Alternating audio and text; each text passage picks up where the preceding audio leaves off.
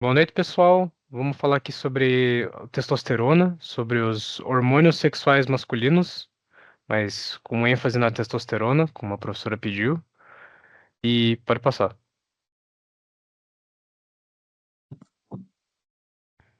Vamos começar pela introdução, no que a gente vai falar sobre a testosterona. Eu vou falar a parte do que ela é e a sua síntese. Pode passar. E o que é? A testosterona é um hormônio esteroide androgênico anabólico, fundamental tanto no desenvolvimento das características sexuais masculinas quanto em outras funções do organismo.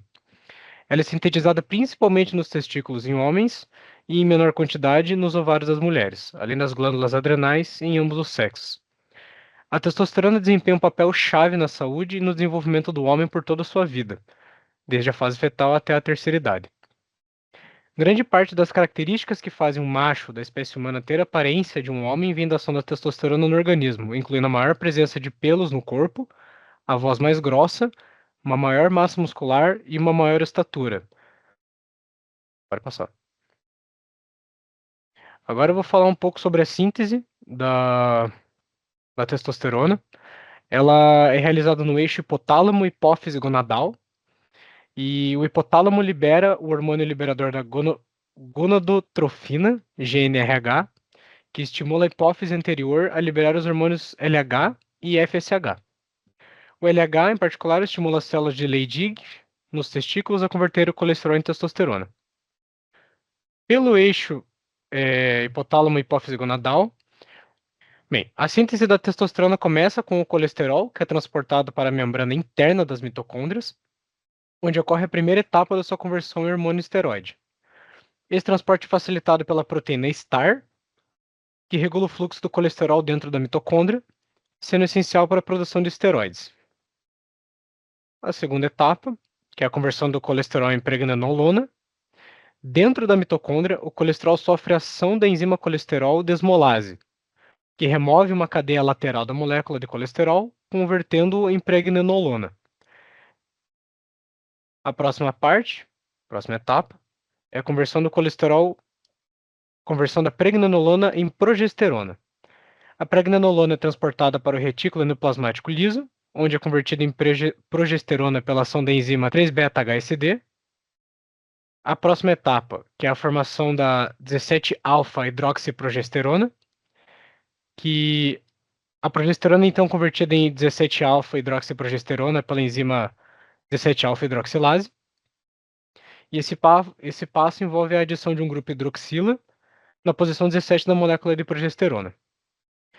Na quinta etapa, que é a produção da androstenediona, a 17-alfa-hidroxiprogesterona sofre uma clivagem para formar a androstenediona, um precursor imediato da testosterona. E a última etapa é a conversão da androstenediona em testosterona. Por final, a enzima 17-beta-hidroxiesteroide desidrogenase, a 17-beta-HSD, converte a androstenediona em testosterona, transformando um grupo cetona no carbono 17 em um grupo hidroxila. E esse é o passo final para a testosterona virar um hormônio ativo. Bem, sobre as funções, a testosterona ela tem seu pico de produção durante a puberdade, que é quando começam a aparecer as características sexuais secundárias masculinas. Entre essas características estão os pelos pelo corpo, engrossamento da voz, pomo de Adão, aumento da genitália, entre outras características. A testosterona também é importante para a regulação da libido e desejo sexual, manutenção da massa óssea e muscular, regulação do humor, tanto é que eu trouxe um artigo aqui embaixo, esse 3-beta hidroxiesteroide desidrogenase, que nesse artigo os cientistas afirmam que bactérias que expressam esse 3-beta-hidroxiesteroide desidrogenase, ela é expressa por micróbios intestinais que degradam a testosterona. E essa degradação da testosterona causa a depressão em homens. Ou seja, de uma forma geral, se a testosterona está diminuída no organismo masculino, os homens têm a tendência de desenvolver a depressão. A testosterona também está relacionada à estimulação da produção da eritropoetina. Existem receptores androgênicos nos rins, que a testosterona, ao se ligar, ela causa aumento da produção da eritropoetina, que tem por função estimular a produção dos eritrócitos, que são as células sanguíneas. E a testosterona também é responsável pela regulação do metabolismo. E bem, como ocorre a regulação da testosterona? Essa regulação ocorre por feedback negativo, onde a testosterona ela é responsável por retroalimentar a sua própria via, inibindo alguns hormônios. Isso ocorre de duas formas. A primeira forma é o feedback negativo de alça longa, onde a testosterona é capaz de inibir o hormônio hipotalâmico GnRH, enquanto que a segunda forma de inibição de feedback negativo é a testosterona age na adenohipófise, inibindo os hormônios LH e FSH. Eu vou falar um pouco, então, sobre doenças relacionadas à falta de testosterona. Vou começar aqui pelo hipogonadismo masculino primário, que é uma incapacidade dos testículos de responder adequadamente ao FSH ou LH. Pode ser causado por causas genéticas, como a síndrome de Klinefelter, onde você vai ter dois pares de cromossomos... Dois pares não, perdão. Você vai ter um par de cromossomo X junto com o cromossomo Y. Ou criptorquidismo, que é uma situação onde os testículos, um ou dois, não descem para o saco escrotal. Ou fatores também adquiridos, como radiação, quimioterapia, ou infecções testiculares que agem no testículo, impedindo que ele consiga reconhecer adequadamente o FSH ou LH, o que faz a testosterona cair. A gente tem como um diagnóstico possível um nível de FSH e LH elevados, onde você vai ter o hipotálamo e a hipófise tentando compensar a falta de testosterona. Você vai ter sintomas em crianças, como a puberdade atrasada ou ausente de caracteres sexuais secundários, como pelo, a voz engrossando e coisas assim. Em adultos, você vai ter redução da massa muscular, ginecomastia, testículos pequenos, infertilidade e baixa libido. O tratamento normalmente é de TRT, que é a terapia de reposição hormonal com testosterona. E para aqueles que têm infertilidade, é recomendado a técnica de reprodução assistida para tentar reverter o processo. Mas, normalmente, quem tem hipogonadismo masculino não consegue reverter a infertilidade, no caso primário. Pode passar.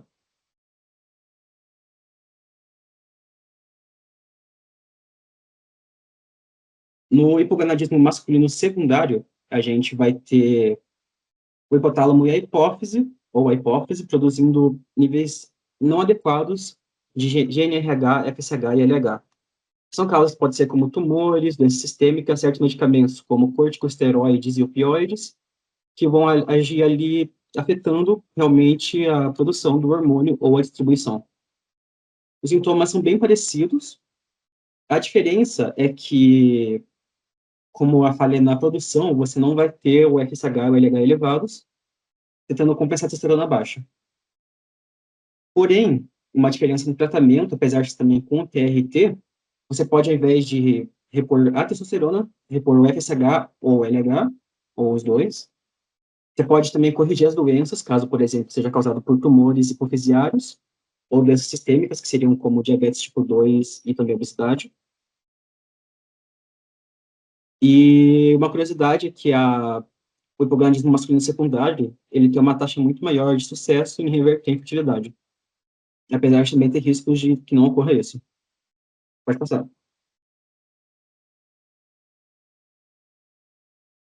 Agora falar um pouco sobre outra doença, que não é relacionada à falta de testosterona. A alopecia androgênica masculina, também conhecida como calvície. Ela é uma condição genética bem forte, porque ela exige que alguns fatores combinem. Você precisa de níveis elevados da 5-alfa-redutase no seu corpo, que é responsável por converter a testosterona em dihidrotestosterona. Tem que ter a produção aumentada também de testosterona, para ser convertida em DHT, que é a abreviação de dihidrotestosterona. E você tem que ter uma maior abundância de receptores no couro cabeludo, para poderem receber esse DHT.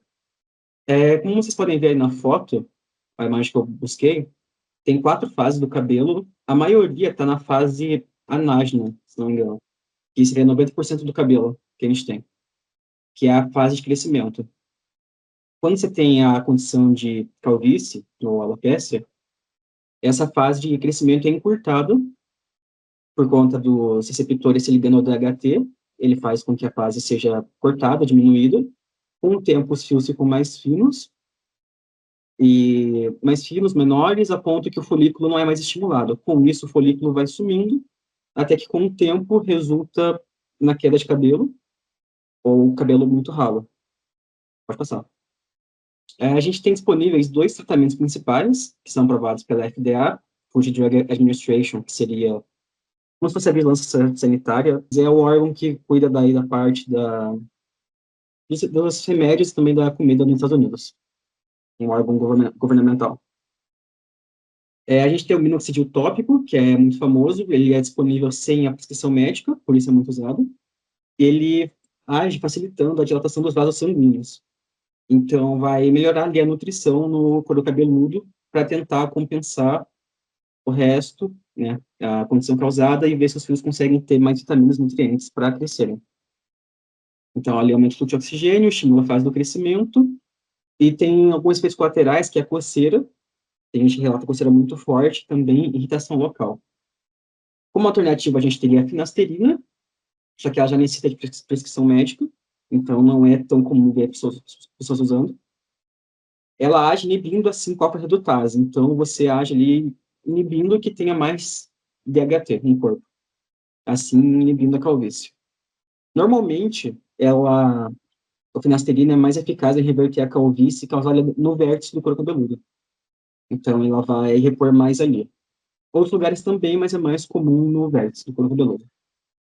Não é indicado para mulheres em idade fértil, por conta que pode atrapalhar o desenvolvimento fetal, com a falta de DHT. Tem efeitos colaterais que podem ser a disfunção sexual ou diminuição da libido, e o uso pode mascarar níveis de PSA, que é um marcador, não lembro bem a palavra, mas marcador de câncer que ajuda a detectar a próstata, câncer de próstata. Pode passar. Vou falar um pouco sobre agora os benefícios e os riscos da terapia de TRT, relacionado aí com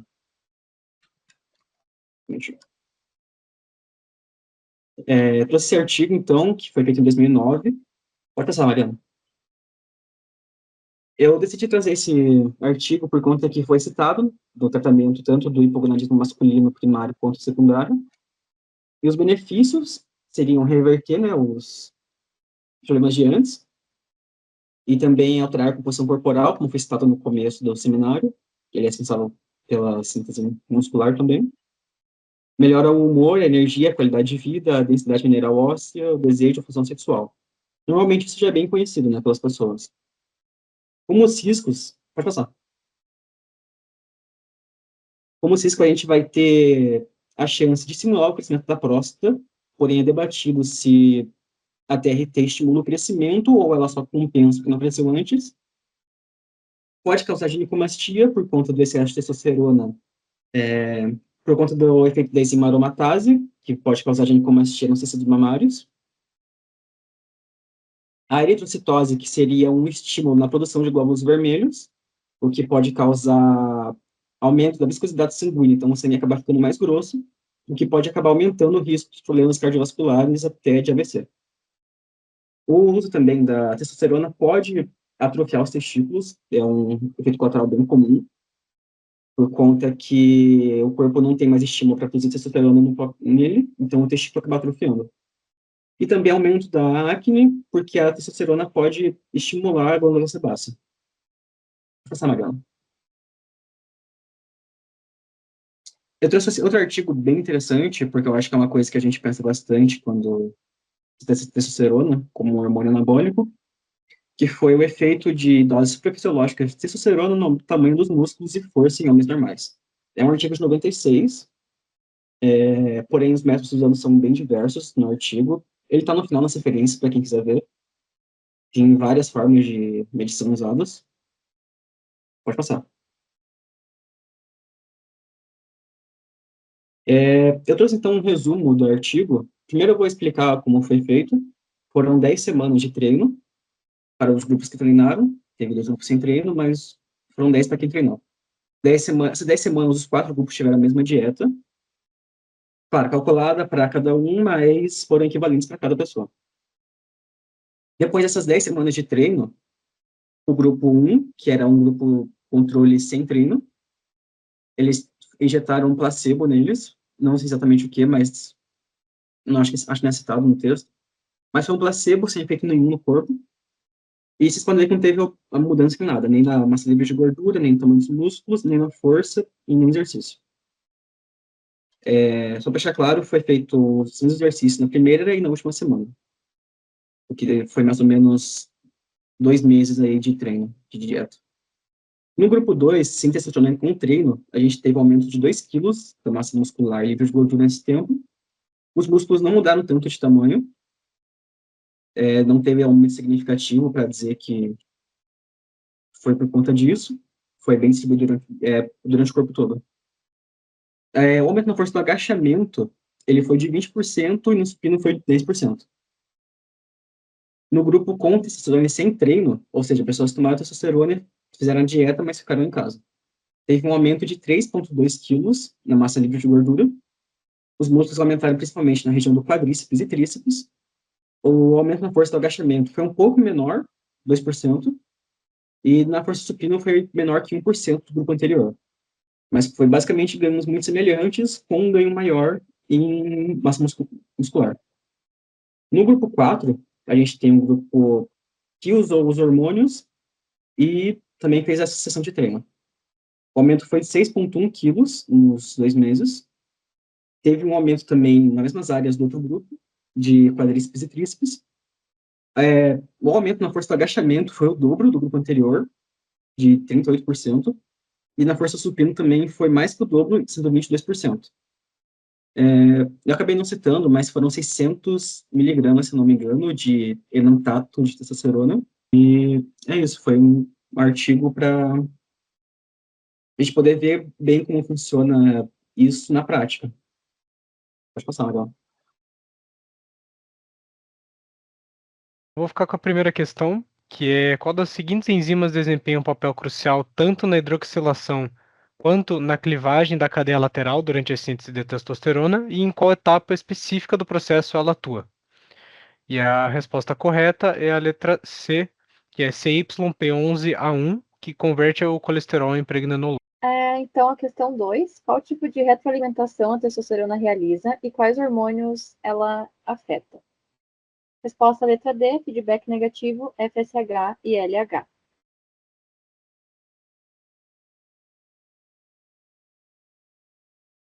A questão 3 é sobre hipogonadismo masculino primário, e a pergunta é quais os seguintes hormônios geralmente estão elevados no caso dessa doença. A resposta é LH e FSH. Muito obrigado, gente. Muito obrigado.